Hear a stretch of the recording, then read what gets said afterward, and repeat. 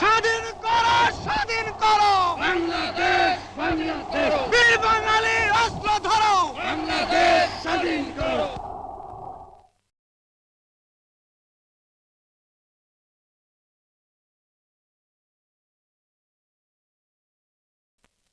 স্বাধীন বাংলার জাতির পিতা, স্বাধীন বাংলার জাতির পিতা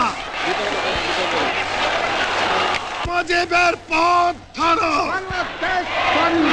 মুজিব ভাই এসে গেছেন, তাকে আপনারা স্লোগান দিয়ে অভিবাদন দেন। শেখ মুজিবের পথ ধরো, বাংলাদেশ স্বাধীন করো। মুজিব ভাইয়ের পথ ধরো, বাংলাদেশ স্বাধীন করো। পাশের মাঠে তৈরি করো, বাংলাদেশ স্বাধীন করো। বীর বাঙালি অস্ত্র ধরো, বাংলাদেশ স্বাধীন করো। বীর আপনারা জোরে স্লোগান ধরেন, আমার দেশ তোমার দেশ, বাংলাদেশ, বাংলাদেশ, আমার দেশ তোমার দেশ, বাংলাদেশ, বাংলাদেশ, স্বাধীন করো, স্বাধীন করো। বাংলাদেশ স্বাধীন করো।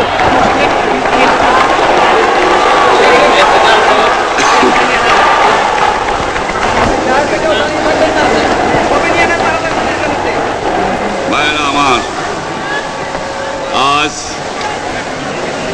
দুঃখ ভারাক্রান্ত মন নিয়ে আপনাদের সামনে হাজির হয়েছি। আপনারা সবই জানেন এবং বোঝেন আমরা আমাদের জীবন দিয়ে চেষ্টা করেছি, কিন্তু দুঃখের বিষয় আজ ঢাকা, চট্টগ্রাম, খুলনা, রাজশাহী, রংপুরে আমার ভাইয়ের রক্তে রাজপথ রঞ্জিত হয়েছে।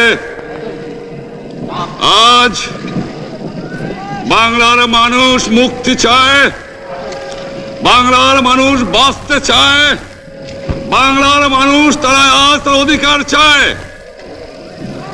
কিন্তু দুঃখের বিষয় আজ দুঃখের সঙ্গে বলতে হয় 23 বছরের করুণ ইতিহাস, বাংলার অত্যাচারের, বাংলার মানুষের রক্তের ইতিহাস, 23 বছরের ইতিহাস, মুমূর্ষ নরনারীর আর্তনাদের ইতিহাস, বাংলার ইতিহাস, এদেশের মানুষের রক্ত দিয়ে রাজপথ রঞ্জিত করার ইতিহাস। 1952 সালে রক্ত দিয়েছি, 1954 সালে নির্বাচনে জয়লাভ করেও আমরা গদিতে বসতে পারি নাই। 1958 সালে আইয়ুব খান মার্শাল ল জারি করে 10 বছর পর্যন্ত আমাদের গোলাম করে রেখেছে।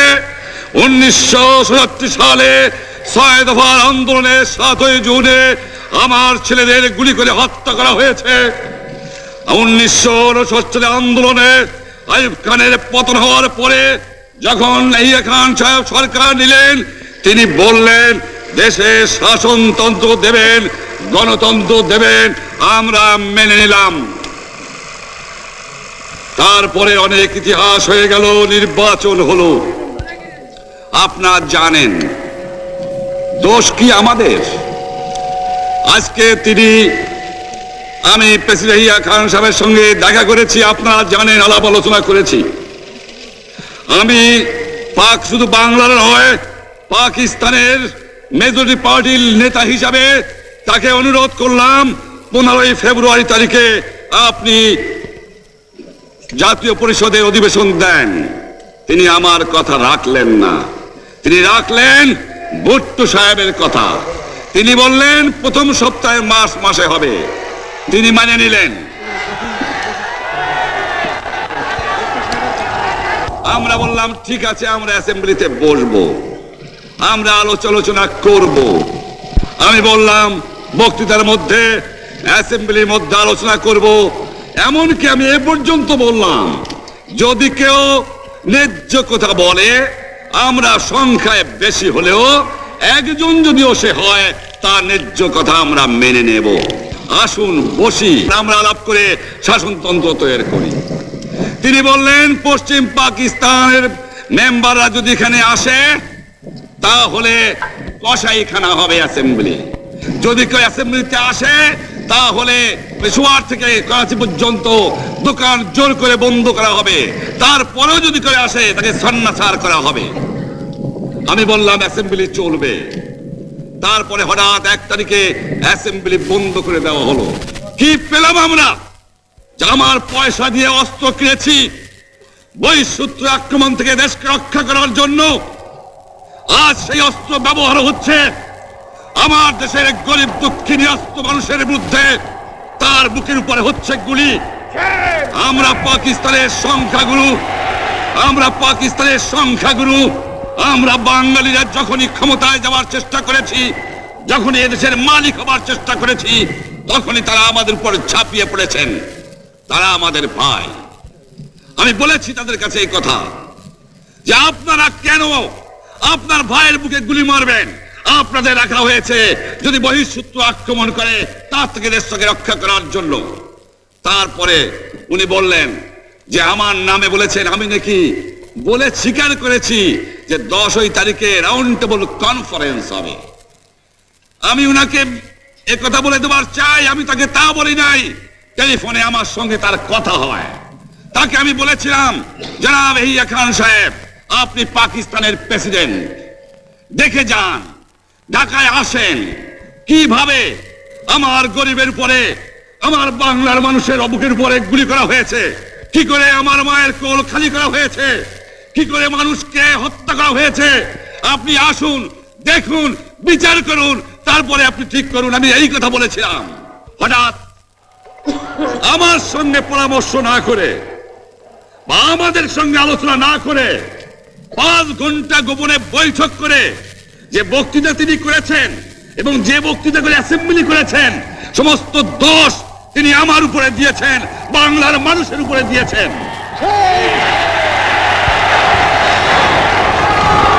আমি পরিষ্কার মিটিংয়ে বলেছি যে এবারের সংগ্রাম আমার মুক্তির সংগ্রাম, এবারের সংগ্রাম স্বাধীনতার সংগ্রাম। আমার 25 তারিখে অ্যাসেম্বলি কল করেছে, রক্তের দাগ শুকায় নাই। আমি 10 তারিখে বলে দিয়েছি যে ওই শহীদের রক্তের উপর দিয়ে পাড়া দিয়ে আরটিসিতে মুজিবুর রহমান যোগদান করতে পারে না। অ্যাসেম্বলি কল করেছেন, আমার দাবি মানতে হবে। প্রথম, সামরিক আইন মার্শাল ল উইথড্র করতে হবে। সমস্ত সামরিক বাহিনীর লোকদের ব্যারাকে ফেরত দিতে হবে। যেভাবে হত্যা করা হয়েছে তার তদন্ত করতে হবে। আর জনগণের প্রতিনিধির কাছে ক্ষমতা হস্তান্তর করতে হবে। তারপরে বিবেচনা করে দেখব আমরা অ্যাসেম্বলিতে বসতে পারবো কি পারবো না। এর পূর্বে অ্যাসেম্বলিতে বসার অ্যাসেম্বলিতে বসতে আমরা পারি না। জনগণ সে অধিকার আমাকে দেয় নাই। ভাইয়েরা আমার, তোমরা আমার উপর বিশ্বাস আছে? আমি প্রধানমন্ত্রিত্ব চাই না, আমরা দেশের মানুষের অধিকার চাই। আর যদি একটা গুলি চলে, আর যদি আমার লোকের উপর হত্যা করা হয়, তোমাদের উপর কাছে আমার অনুরোধ রইল, প্রত্যেক ঘরে ঘরে দুর্গ গড়ে তোলো। তোমাদের যা কিছু আছে তাই নিয়ে শত্রুর মোকাবেলা করতে হবে এবং জীবনের তরে রাস্তাঘাট যা যা আছে সব কিছু আমি যদি হুকুম দেবার নাও পারি, তোমরা বন্ধ করে দেবে। তোমরা আমার ভাই, তোমরা ব্যারাকে থাকো, কেউ তোমাদের কিছু বলবে না, কিন্তু আর আমার বুকের উপর গুলি চালাবার চেষ্টা করো না, ভালো হবে না। 7 কোটি মানুষকে চাপা রাখতে পারবো না। আমরা যখন মরতে শিখেছি তখন কেউ আমাদের দবাতে পারবে না। যে পর্যন্ত আমার এই দেশের মুক্তি না হবে, খাজনা ট্যাক্স বন্ধ করে দেওয়া হলো, কেউ দেবে না। তবে অনুরোধ করছি, আপনারা আমাদের ভাই, আপনারা দেশকে একেবারে জাহান্নামে ধ্বংস করে দিয়েন না। জীবনে আর কোনোদিন আপনাদের মুখ দেখা দেখি হবে না। যদিও আমরা শান্তিপূর্ণভাবে আমাদের ফয়সলা করতে পারি, তাহলে অন্তপক্ষে ভাই ভাই হিসেবে বাস করার সম্ভাবনা আছে। সেই জন্য আপনাদের অনুরোধ করছি, আমার এই দেশে আপনারা মিলিটারি শাসন চালাবার চেষ্টা আর করবেন না। দ্বিতীয় কথা, প্রত্যেক গ্রামে, প্রত্যেক মহল্লায়, প্রত্যেক ইউনিয়নে, প্রত্যেক সাব ডিভিশনে আওয়ামী লীগের নেতৃত্বে সংগ্রাম পরিষদ গড়ে তোলো এবং তোমাদের যা কিছু আছে তাই নিয়ে প্রস্তুত থাকো। মনে রাখবা, রক্ত যখন দিয়েছি, রক্ত আরো দেব। এদেশের মানুষকে মুক্ত করে ছাড়বো ইনশাআল্লাহ। এবারে সংগ্রাম আমাদের মুক্তির সংগ্রাম, এবারে সংগ্রাম স্বাধীনতার সংগ্রাম।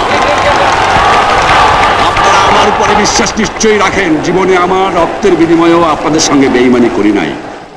প্রধানমন্ত্রিত্ব দিয়ে আমাকে নিতে পারে নাই, ফাঁসি কাজটা আসামি দিয়ে আমাকে নিতে পারে নাই।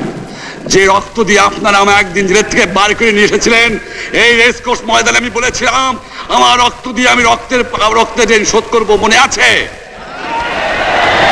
আমি রক্ত তোমার জন্য প্রস্তুত। আমাদের মিটিং এইখানেই শেষ। আসসালামু আলাইকুম। জয় বাংলা।